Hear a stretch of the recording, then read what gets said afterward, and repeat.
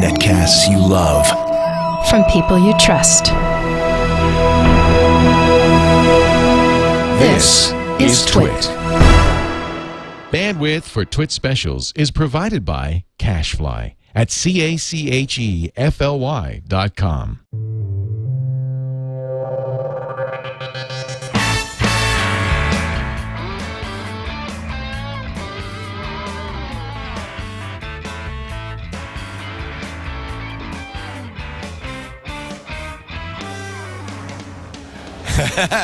Welcome to Live TV. Laporte here with Brian Brushwood. We're at the Los Angeles Convention Center for E3, dude. E3, Electronic Entertainment Expo. That's right.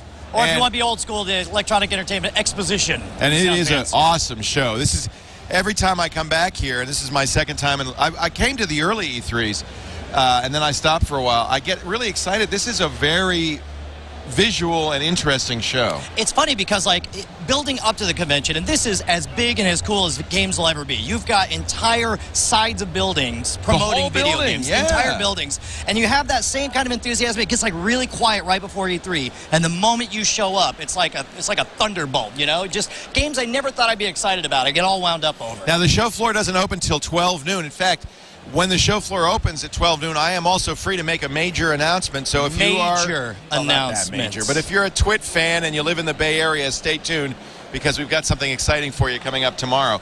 However, we're going to wait here. There's a lot of people lined up there, and once the show floor opens, we'll take you down there.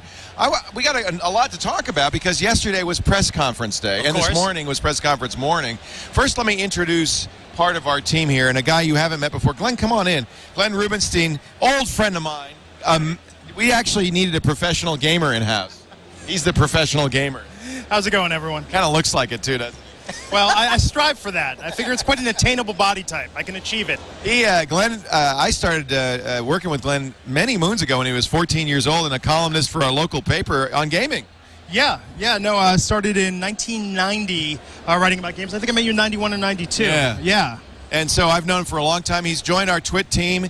We're very happy to have him here because he has, all the context and is going to get us getting all the doors open for us and everything. And we're very excited. So I just wanted to introduce everybody to him and to let him know that you and Schwood, let everybody know that you and Schwood and Tom Merritt are going to be doing a new gaming show as soon as we move into the new studio called At the Controls. At the Controls, Fridays at 4, tentatively. And right after that, we're going to have a LAN party in this new studio. We're setting it up so that we can have a live LAN party and that you can play. And you have some good ideas for that. I'm not going to say anything, but Glenn's been already kind of... The key is live events so everyone can participate in gaming, competing against each other. We'll have some stuff in the studio, over the internet. You'll be able to compete against us. And we'll be doing some play-by-play also, so it should be pretty cool. I'm excited. If you disagree with any of our opinions, you get instant retribution by slaughtering. Frag him! Yeah. Take that. Absolutely. I'm going to take this. Glenn, we're going to let you go off and make appointments. Before we do real quick, actually, I did want to get your reaction from... You and I sat in on the Nintendo press announcement All right, today. so...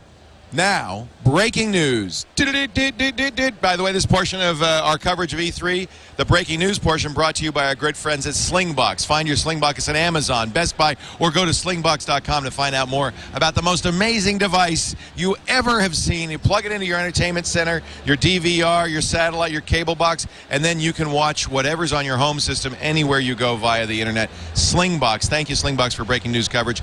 So, yesterday, Microsoft and Sony. Yes. But we knew that wasn't going to be the big story. No, you could tell a long way out. Everybody was talking about what the next console refresh was going to be for Nintendo. They unveiled not only the console itself, but its very innovative control. It's going to be called the Wii U because Wii wasn't awkward enough. So that was the Wii U. No, letter U or what? Letter U, like Wii U. The Wii U. And it's okay. It's one of those things, and I understand, we've already been through it. You couldn't have come up with a name sillier than the Wii, but we all thought that the iPad was a stupid name until it wasn't. We thought that the Wii was a stupid name until it wasn't. No, Wii is still a stupid name. All right, well, that's true, actually. But at least with the Wii U, it's kind of like PU, you know? Wii U sounds like you're going to college for gaming. Yes, like Hamburger University. Yeah. So what do you think? Tell us about, first of all, what are the features? Well, features, they didn't give any specifics. Is it HD? Oh, they did say the word. Yeah, they said it was HD. Assumed to be. Well, For what they were showing, that was again, it was that's HD. very We'll know Nintendo for sure today. of them. Very Nintendo of them to not give a bunch of They specifics. didn't give a lot of specifics, no price point, no official launch date. However, they showed the controller, which is a 6.2-inch. It's like a mini tablet PC with a controller on it, and they showed incredible ways that you're going to be able to interact with the games. For instance, they showed footage of a golfing game where you actually put the controller down on the ground with your golf on the tee, and you're going to be doing motion control over that exactly to interact with the game, and you can stream from the system to the controller. So you don't even need a television to play this. You can play it on the controller itself. They also showed a sniper simulation game with a gun that you set up. The pad was actually on it. And while you were able to see this entire cityscape on the large HD screen in the back, your up-close one was able to show a scope-type target, like a silent scope type of game. And I think my favorite thing, they showed a game with Ninja Stars where you're holding the tablet and using your hand to shoot them off exactly just like that. Exactly. And, of course, the focus was all on the novelty of the controller. I got to tell you, there were audible gasps from the audience as they just kept showing you People were going more and crazy different, for unique this. ways to use the controller. Now, they're going to have, not games, they're going to have 8 proof-of-concept demos on the show floor. I believe at 4 o'clock today we're going to be live streaming. So that's the good news, is we're actually going to go to the show floor. So just so you know, our coverage begins now. The breaking news coverage at 12 noon. We'll hit the show floor. We'll break for TNT at 2:30. All these times are Pacific time. And after TNT at 4 p.m. Pacific, 7 p.m. Eastern, we've got a demo. That's right. Hands-on with the Nintendo Wii U. Wii U. You can't say It with really a straight doesn't. face. It's gonna It take a doesn't long flow. time. It does not flow off the tongue. Yeah. But that's one of those things. I think you nailed it. If it's a tanks, then of course the headlines will be PU. Wii U, PU. Yeah. That doesn't look like it'll tank. The fact that they have these demos, does that incline you to think that this is going to be something we'll see soon in the stores? No. 2012. Yeah, next year for sure. Yeah. To be honest, this follows, we were just discussing, the last thing that kind of followed this was when Microsoft last year did their Project Natal demonstration 2 years ago. My goodness, yeah. So it probably will be, I guess, a year and a half till we see this thing in shelves. But when you look at the graphics, it's comparable to the PlayStation 3 and 360 graphic-wise. And when you look at what the price of touchscreens are now, I mean, I don't know, we were speculating what we think the price point will be. Obviously, they haven't announced anything yet. But knowing Nintendo, I wouldn't be surprised if this was $299 next Christmas or even, $349. But it's very impressive. One of the other things people were saying is that maybe Nintendo, for the first time, is going to appeal to the core gamer, the hardcore gamer. Well, is that the case? They definitely That tried was to make their it look that emphasis. way. I mean, they had names that are very tightly associated with AAA hardcore gaming titles. Yeah. In a montage of people just giving impressions about what's possible with the controller. I mean, the controller is the focus of this thing. And Definitely. I tell you, Nintendo did a great job of stealing the focus away from. I mean, the fact that Microsoft and Sony are still focusing on motion They're controls. playing catch up. Exactly. It looks really makes them sad. look like they're lagging behind. Yeah, I mean, and this is something that's different. I mean, we were talking about this. If you were to make an argument, what haven't we seen on PC games? I mean, motion control, some would say it's a little bit of a novelty, but with using essentially this multi-screen device to control the game, I mean, we've seen nothing like this really before. I'll tell you, actually, on Twitter, Dreamcast is a trending topic right now, and I think that's because this I controller, miss my Dreamcast. this controller is reminiscent of the LCD screens that Right. you had on the Dreamcast. Right. I think it could be the type of thing that Dreamcast was too far ahead of its time. The technology wasn't there to do the things they wanted, but this could be it. Let me ask you how this works. So I'm seeing an iPad-like device. It's a tablet. very Okay, similar. So if you here, hold Does hold it this have? mic for me, Does please. it have recognition? I mean, how does it know that I'm doing that? For Okay, instance? so it's all touchscreen, and there is a stylus to it as well, okay? So essentially you have two grips on each side. You got triggers in front. You got analog controls. You also have a plus pad and buttons on the left and right. Also has built-in cameras and a gyroscope. That's right, front-facing camera, so you're able to do Skype-like interaction with people. and Connect-like interaction, do you think? Yes. Yeah. Although, a lot of the things with the Kinect is, you get the auto zoom with the face recognition. There's no need for that if you're actually holding it right there in front of it. But you're also able to control, they showed web surfing where the web pages is displayed up on the big screen, but a close-up of it is shown on the tablet. You're able to move left to right as if you've got the cursor in your hands. They showed showing off photography, running slideshows on the fly. And, of course, from a gaming perspective, there are several games where you want one player to have information that other players can't have. They showed a hide and seek game. Yeah. In true Nintendo fashion, they've taken the oldest, most simplest of game, and they're actually making it new and fresh for a younger audience. And EA Sports, Electronic Arts is on board. So you're going to have Madden where you're going to be able to do your play calling right there on your controller with the tablet. arranging the plays. They also showed stuff like a lot of customization. They were talking about, I think it was the new Tekken game. That they actually showed you being able to doodle on the skin of them essentially, and alter the faces of your characters. It looks on the fly. like a mid-level stylus, like a mid-level drawing tablet, essentially, with what you're going to be able to do. They're showing a paint program where you can essentially draw and sketch using the controller. I mean, I'm really excited about it. I'm actually curious to see what the ripple effect is going to be going forward with PC gaming, to see if maybe some peripheral makers decide to sort of get on this this bandwagon. Because, I mean, just think about the possibilities, beyond a keyboard to control with having this whole separate screen. And keep in mind also, it could be the type of thing where they're able to follow in the footsteps of the Xbox 360. Xbox is moving beyond gaming. They want to be your home entertainment console with support for Netflix and Hulu and and now live TV. And so, but the problem with the Xbox is, of course, the entry. You only have that little, it's terrible. You're able to wave your arms around. Yeah. But again, you could get the full lean back experience. It's really have impressive. a keyboard that you could type on that comes up with soft keys. There's a lot of potential with this controller. I mean, really what it comes down to for me is the quality of that screen on the controller, to see how good the quality is. I'm very anxious to get hands-on with it and see how sharp that is. I'm sure when it comes out, they're going to get with the best they can for the price point. But I mean, it's such a great idea, and it's been a long time since I've seen something in gaming that was such an original idea that really, I think, could change the way you play. I think with movement controls, it's fun, but, and that's part of actually the test I think we're going to see at the show is yesterday Sony and Microsoft announced so much movement support, games that support the PS Move, games that support the Kinect. So I think this show is really going to be sort of the make or break to show, okay, can we have a hardcore gaming experience with motion controls? But again, Nintendo's just ahead of the curve with the next thing. Now, I tell you, one of the things that was very obvious from the demo is that they want this controller to be part of a galaxy of different interactive devices that you use. They showed it in tandem with the Wii Fit, in tandem with the nunchuck controller. We're not losing the Wiimote or the nunchucks. No, correct. And in fact, one thing you didn't see, I don't believe in that whole demo, they never showed two people using two different of the Wii U controllers at the same time. I don't think they showed it with two controllers at the same time yet. Too expensive. Well, I think that's the big problem. That's what we were speculating after is I would hazard a guess that they're only going to pack one in the box, because I do think it's going to be the kind of thing where, especially early on, you're going to see a lot of games that are intended for only one player to be using the Wii U and the controller, others to be using the standard.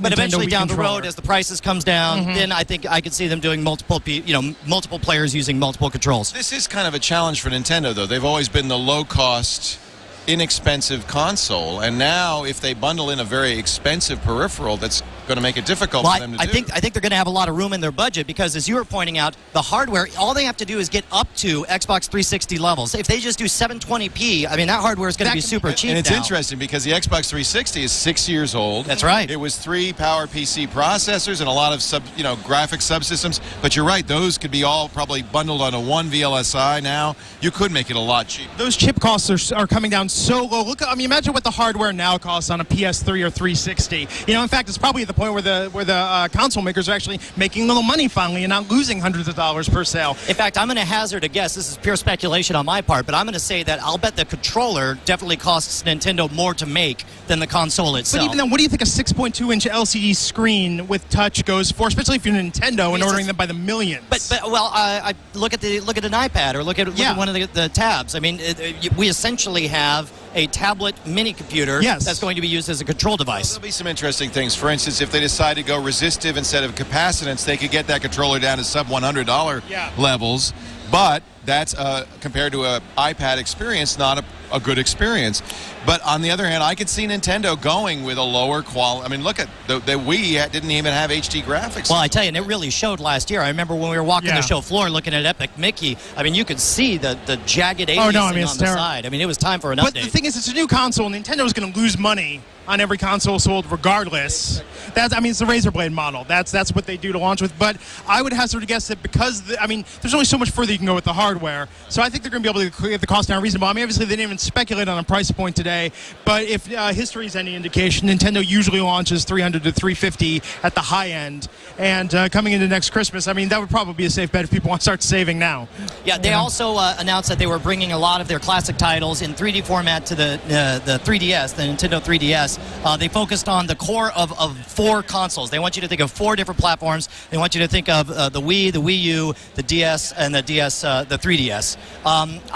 To be honest, most of those, I mean, they're very, Nintendo has to run, and they acknowledged it, they have to run a very fine line. People want the same, and they want new, so they got to figure out a way to give novel aspects to classic games and bring them back. Some of the titles they announced, they had Luigi's Mansion 2, Mario Kart 3DS, which I actually thought looked really good. I'm not huge on portable gaming, but that just looked like a lot of fun. Actually, a lot of improvements that haven't been in previous Mario Kart games, including some flight-based mechanics, some underwater mechanics. A new Super Mario Brothers they showed for the 3DS.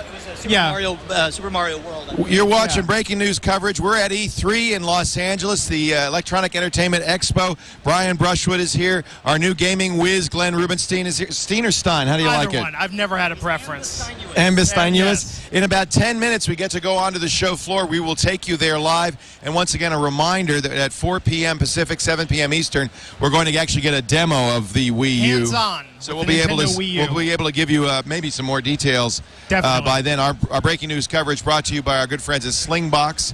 Make sure you check it out at slingbox.com, Amazon, and Best Buy. Nintendo wasn't the only news here, and we kind of touched on it a little bit, but yesterday Microsoft and Sony had their press conferences. Let's start with Microsoft. Nothing new in terms of the Kinect, but lots of new games and a new user interface. Yeah, a lot of refresh stuff, and to be honest, I missed it because I was flying at the time. Yeah, as was I, but I was able to read up on it. And, I mean, essentially a new user interface, a little bit more television. No more blades. You know, I like the original interface on the Xbox 360. Maybe I'm the only one. You know, I got used to it. Every time they change it, I'm like, where is everything? Yeah. So they're talking about more premium video content. What were the specifics on that? Do you remember? Yeah, again, I was on airplanes at the time, but I do remember hearing about live TV and, of course, the channels. The big thing that Xbox is going to have to figure out is they're going to have to work out agreements for most of the channels right now. You're talking about European, like, you know, Sky Television, that kind of thing. There's going to be a lot of hammering out of details as we have this sea change to a completely different way that people enjoy television. So it's interesting because it doesn't look like once the Wii U comes out, we're going to see refreshes of the Microsoft Xbox 360 or the PS3 in the next few years, does it? 2014. 2014 for the next one? That was the speculation that Microsoft was talking about in interviews. And Sony's confirmed that the next PlayStation's in the works. But I'm just looking at the calendar. My guess would be next year maybe we'll see some announcements about them, but probably not shipping. Is there any real impetus to do so? You've got HD. You've got games that are pretty immersive. What do you need? 4K screens. Well, and since nobody has a 4K screen yet, you can take your time. But think about the jump. Think about the quality jump we saw from standard definition to HD. Oh, I'm with you. I love 4K, but there are no 4K displays. And I think that's the thing. How many more pixels can you really pump out? I mean, even look at the high end in PC gaming now with the best graphics cards. First off, there's not a lot of games that support the very, very best. I mean, people aren't really writing to the highest standard. But if you look at it, I mean, I think we've hit sort of a peak for this resolution that we're at. I mean, it's the tech. Well, that's why they're focusing now on UI on controllers. Yeah. Well, and we're also seeing a focus on storytelling. For example, a game like L.A. Noire, probably, you know, it's not incredibly gee-whiz as far as the graphical detail. However, their focus was the performance, the acting, the interaction, the storytelling. Yeah. So, and then there's Sony. And the Sony press conference, we didn't cover that either because we figured it was just going to be one big, I'm sorry. Was it? The PlayStation Vita, the PS Vita. I thought that was interesting. Yeah, it really was. $249 price point announced. Which is a very competitive price point. And it looks really good. I mean, compared that to the 3DS, 3DS is obviously a little lower, less cost, and 3DS looks good, but the PS Vita, I mean, just looks amazing. The PS Vita is the successor to the PlayStation Portable. Yes. It has 3G as well as Wi-Fi. You'll be able to buy it for Verizon, for instance. There were audible groans when they announced that AT&T would be the sole provider of 3G not coverage. Verizon. Yeah, correct. Yeah. So, I mean, it'll be interesting to see. Although I don't know what the 3G, what the advantage is there necessarily. I mean, I guess if you really want to be connected all the time. They are going to focus, obviously, on multiplayer gaming. Oh, definitely. That's a big part of it. Voice chat, interaction, you know, being able to see what other PS Vita users near you. It's going to have GPS capabilities. So you can be able to see what other people are playing, which I don't know. I mean, it's kind of I don't know. It's going to be the bane of high school teachers everywhere is what it is. Absolutely. Well, and I think that's the reason that people say, why 3G? It was like, well, on the bus, they don't have Wi-Fi. And when you're going to and from school, kids are going to absolutely love it. Anywhere from, you know, junior high through college, they're going to be playing this thing. But the gaming experience, I mean, looks very good. I mean, they were showing some stuff from an Uncharted game. and I believe Wipeout also. What I was looking at was just looked fantastic. They also have a novel set of controls in addition to, I believe, 2 analog sticks. Yeah. You have the directional pad, you got buttons, you also have triggers on top, but they also have touch-sensitive areas on the back that you're able to manipulate, kind of like the whatever the mouse thing is from Apple. Apple. We'll be doing some hands-on with the Vita, probably after you leave today, but probably later in the day, because that's Good. So we'll get a chance to go over to the Sony booth as well and see that. When will the Vita be available? I believe this fall. That's what my memory says. Yeah. And we'll get the chance to ask Sony when we make it over there. Yeah. You're watching breaking news coverage from E3. We're going to go on the show floor in 6 minutes. Let's talk about the show floor. There's a lot of interesting stuff. I know we're going to see a new Uncharted. Speaking of Uncharted, and a lot of people are very interested in that. E3, kind of fitting, because it does seem to be a show of threequels. Yeah, we have Mass Effect 3, Saints Row the Third, Battlefield 3. Tell you what, Battlefield 3 is looking absolutely amazing. They released some tank battle footage for Battlefield 3, completely photorealistic. And in fact, I wonder, we were talking about the lag in console refreshes. I think that the next 3 years will be a very good time for high-end boutique PC gaming. People who get these incredibly fast, screaming rigs. There's going to be games that showcase it, and Battlefield 3 is going to be one to beat. I mean, it's amazing. It's interesting. I don't think of E3 as a PC gaming show, but you're saying there is a lot to see. Definitely. I mean, this is a true multi-platform show. Now, consoles seem to get a lot of attention because of the press conferences. But that being said, every major publisher that's doing anything for PC is here. And you got to remember, while PC gaming isn't something that's sexy and grabs big headlines, because you don't see very clear sales numbers the way you do with consoles. You know exactly how many consoles are sold, whereas with PCs, you don't know how many are being used primarily for business, how many for gaming. However, Steam as a service is the they have a pretty good world's idea. largest gaming platform. So good that now Electronic Arts is launching their own competitor. That's right. Yeah. Really? Electronic Arts is. They announced Friday. It's going to be called what? Origin, perhaps using the old Origin Systems IP. Yeah, as you know, EA bought Origin, so they had the domain, they had the IP. So they were able to run Origin with is going to be EA's answer to Steam. They're going to try and create an iTunes of PC games. We're also going to see the third BioShock. Yes, BioShock Infinite. Yeah, BioShock Infinite, which is in the sky now. Yeah, not under the water. It's a brilliant thing for them to do, to take that to completely redefine the atmosphere. Instead of dark and murky and wet, you're in the sky. It's airy, it's bright, it's beautiful. And also, one thing they are going to do is, just as the first BioShock game focused on themes, Ayn Rand and objectivism and stuff, they did a great job of living in this space without necessarily taking a side or preaching one way or the other. It sounds like they're going to do a lot of that with some of the Tea Party politics in how interesting. BioShock Infinite. So you have these gun-toting people who are afraid of immigrants coming in, so they fly up into the sky, that kind of thing. Oh, how interesting. Yeah. Hey, we're ready to start moving down because the show floor opens in about 5 minutes. I think, is Lynn going down there now, or is she around here? Do I want to, as we move, should I do a commercial, or should we... would this be a good time to talk? We have to thank Live View, absolutely. We couldn't do what we're about to do without Live View. What you're about to see is no wires. We're going to cut the wires. The Live View box, which comes out of Israel, liveu.com, is on Brent's back. Brent By, once again, running cameras for us. And it's a PC with... it has slots for 12, but we've got 6 3G cards in there, 2 from AT&T, 2 from Sprint, and 2 from Verizon. It bonds all of those 3Gs together and gives us an HD signal back to our studios in Petaluma. Yeah, and if there's ever been a test of sextuple redundancy, it's here at E3, where you got 18,000 This is a test. Are we getting a good signal? Is it working? All right. Now, let's hit the road, Jack. We're going to start walking backwards, Brent. Can he do it? As I have to say, one thing I do notice as we wander around, this is the last trade show where they still have attractive women in the booths. Yeah, you know what? What are you laughing at? Because imagine the alternative, let's get some homely women in the booths. Let's have some normal people in the booths. But this is still the booth babe capital of the Apparently world. E3 did not get the political correctness memo on this one. So we're going to walk down here and ride the escalator down to the show floor and get in line. I hope we can do this, Lin Fu.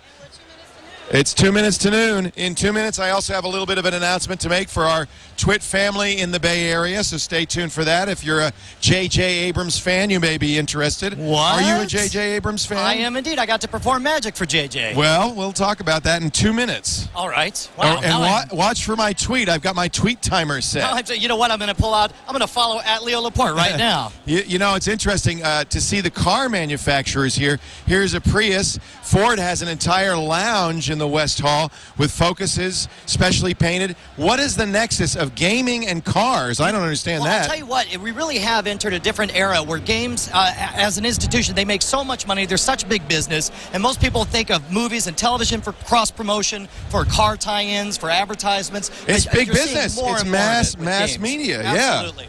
Yeah. In Of course, fact, you have entire games, and what's funny is some of them are more obvious. For example, many gun manufacturers will force you to license the ability to.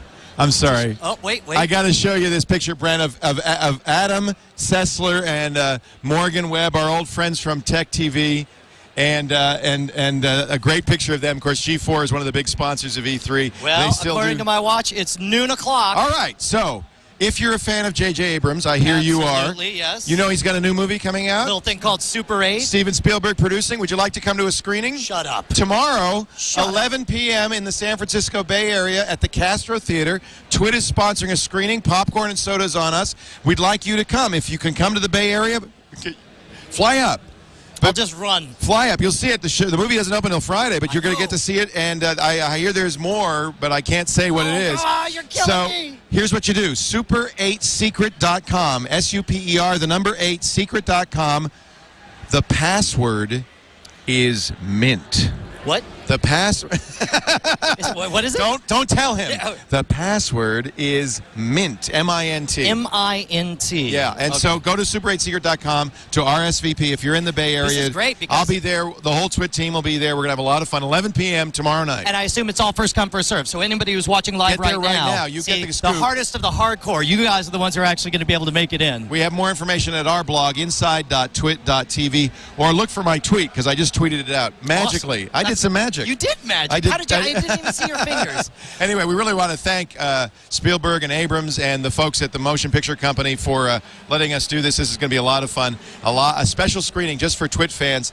Castro Theater is one of the great old theaters in San Francisco. Oh, yeah? They still have an organ that rises up. Guy plays it gosh. and goes down. It's just beautiful. That's awesome. Deco Theater. So people are now going into the conference. We're going to see how we can get in. They are. They're You know, you'd piling think in. that as media we'd have some special access, but you know, everybody here is media. Yeah, that's the thing. In fact, it's it's an industry-only show. I remember the first time that we actually went to E3, I actually had to fake having credentials for a company that didn't exist. I had to make up my own production company. Well, that's true. In fact, it says big sign out front.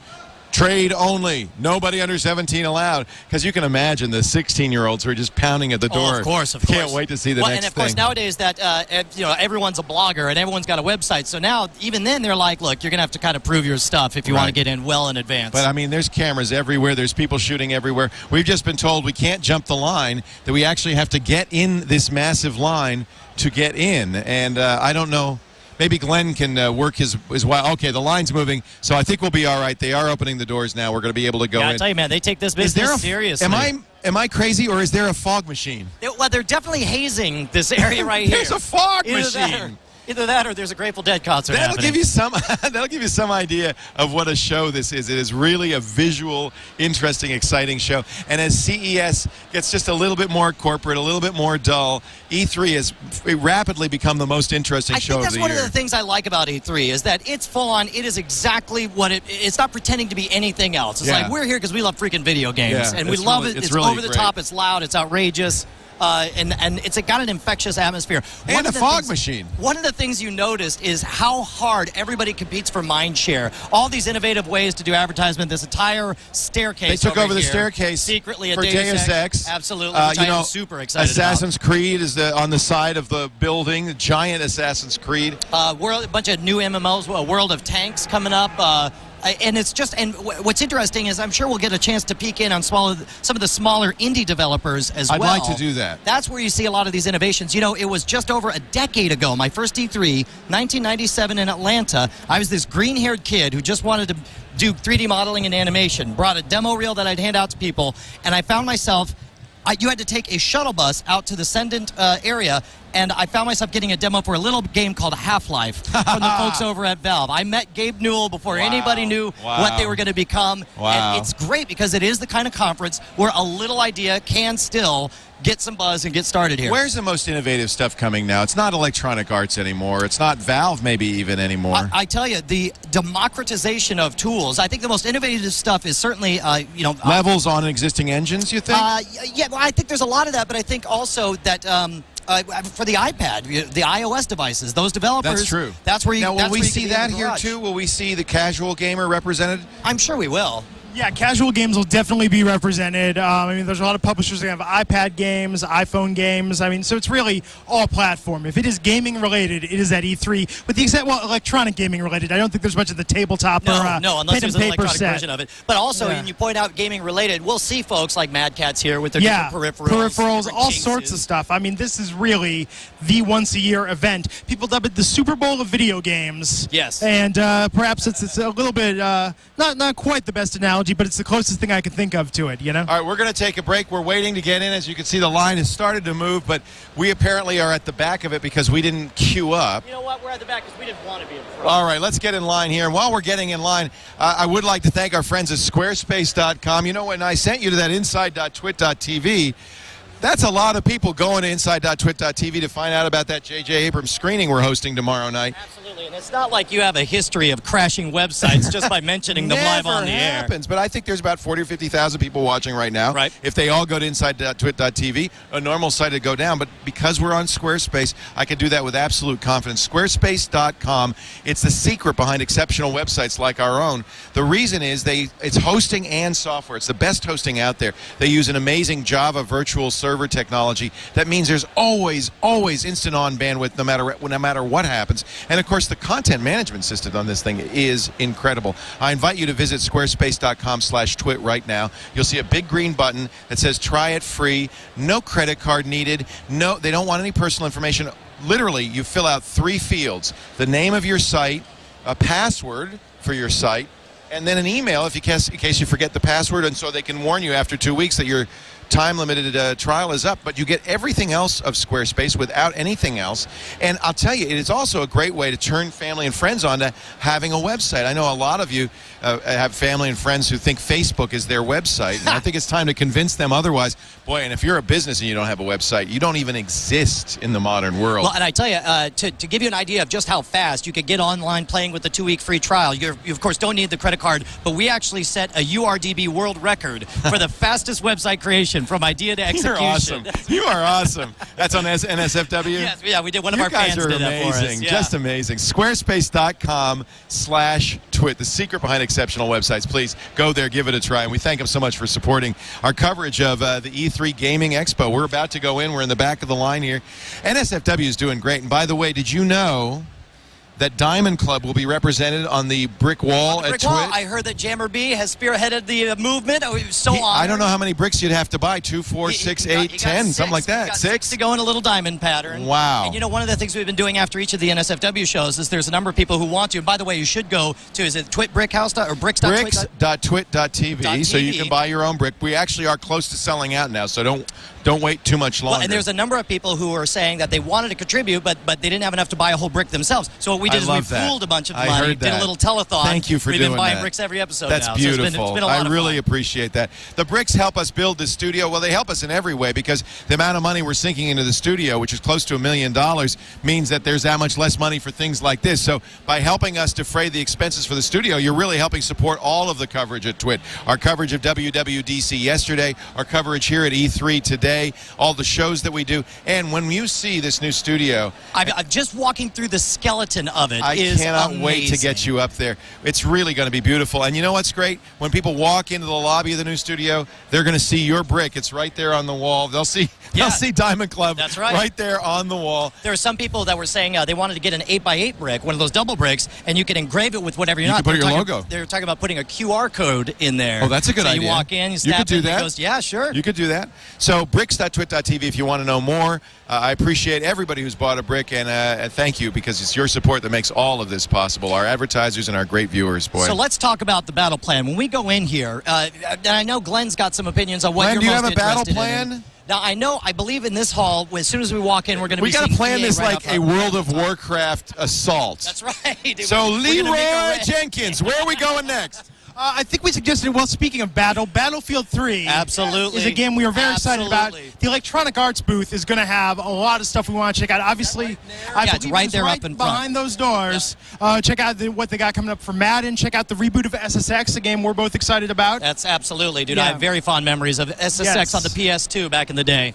Yeah, so I think Electronic Arts is what we'll hit first, and then we'll just kind of go from there, see where the day takes us. Some of the other titles, I know Bethesda, and of course, I'd love to. I think EA would be the place to have it. They're talking about having Star Wars: The Old Republic. I know you hate everything Star Wars related. Do you really? No, I've explained to him I'm just a bit burnt out on it. My brother worked at LucasArts for a few years. All I ever heard about was Star Wars. No, I feel the same way with Alex Lindsay. Star Wars. I designed Leia's ship. I did episode 1. I hear it all the time. I don't want to hear it anymore. And the live long and prosper. I could do with that. Okay, hold on. Now you're just going to piss everyone off by crossing over genres there. Did you? But you got to say you loved Bruno Mars, Oh, the yeah, redo yeah, with the Leonard Leonard Nimoy, Nimoy. Oh, my Lazy gosh. Day. I mean, that So was good. incredible. But speaking of Star Trek, though, there's going to be a Star that's Trek right. sequel game here, a sequel to 2009's movie featuring the Now, wait, likenesses. so when you say sequel, it's its own story. It's its own story that picks up from where the reboot left off, and I all gotta the likenesses imagine. of the reboot's Yeah, actors. And I would assume the actual Yeah. actors as well. Yes, it's a motion scam for that. I'm See, assuming and their that's voices another thing. also. Think about that. There's a Yeah. time, 2 decades ago, a decade ago, you would be shocked if the actual actor from the real movie was the voice that appeared in the game. They'd always get somebody to do a sound-alike thing. But nowadays, man, the games are legit. Although Shatner's hair did look a little bit better, I think, in some of those adaptations. Some of the artist renderings of They did Kirk's a little toupee were a little nip-it-tuck, nicer. a Yeah. little bit. Kirk was svelter more in than he- his fighting weight, Yeah, that was which was that? Which Star Trek title was that? God, Where they had you Interplay did, Starfleet Academy. Yeah. Is that what it was? Oh Yeah. God, that was great. That was a great Yeah. title.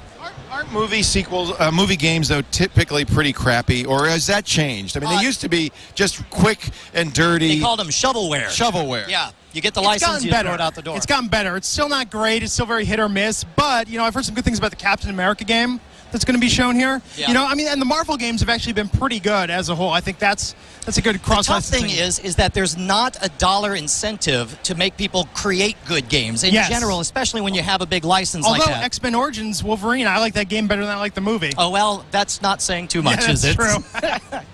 But and I'll tell you what, I don't know, like As movies get worse, the games get better, don't they? that's true. Definitely. And I think, the technology, they look really good. Cinematic presentation, so much more prevalent now We in were video also games talking anyhow. about, I think when you deal with older licenses as well, there's a bit more of a need to create a good game. I really haven't been enjoying the Back to the Future game Back from to the Future Telltale. has been great. Yeah. Great. I mean, it's very simple. It is what it is. But essentially, they're dusting off the old King's Quest model. Exactly, the and old bringing adventure game model, adventure and gaming doing back. it, in an updated way. Not as updated as L.A. Noire is, Right. but still taking a step forward. Let me ask about MMORPGs. Are we going to see anything new? Well, the big one that everyone's talking about is, of course, Star Wars: The Old Republic. This is Yeah. from BioWare. These are the people who created the Mass Effect universe, Right. Dragon Age. They, as far as I could tell, they're pretty much batting 1,000 on the quality of their presentations. This is an opportunity set thousands of years before the prequels. They actually have created a world where they said that it's essentially the size of 8 Mass Effects. I just want to, point out that the young George Lucas is just walking by right here, so I think that's pretty exciting. So they actually have, I think they did the same thing they did with Jeff Bridges in Tron, where they've used the Benjamin Button technology to reverse age George Lucas. He's right there in the line there. So I think Can we get him? Yeah. There he is. Oh my gosh, it is. It is. No, I'm not joking. That's actually young George Lucas. So here we go. We're getting into the line. I'll tell you what we're going to do. We're going to wrap up. Oh, my God. Wait a minute. Are they telling me that the line goes all the way to the back and then we have to... Oh, wait a We're minute. jumping the line. We're tricking. Come back here. Come back. Everybody be cool. Be cool. Just be cool. Just be cool. Don't Just be cool. Just maintain. Everybody hold okay? up your badge. We just Prisoner, show your we're badge. press. We're press. So we want to thank you for joining us for this There we breaking go. news I'm gonna coverage. hop in. The So long, pre-show. suckers. The pre-show. There goes George Lucas, ladies and gentlemen, up the escalator. Everybody's waving at him. It's so exciting. No, I'm just kidding. Now That's we're not talking. George Lucas. I think somebody might believe me. The pre-show. The fog machine is firing up. E3, the Electronic Entertainment Expo. We thank Slingbox for allowing us to do our breaking news coverage and remind everybody to visit the great Slingbox at slingbox.com or pick it up at Amazon and Best Buy. The best way to get your home TV system anywhere you can get online. Slingbox.com. And now we take you into E3, the Electronic Entertainment Expo.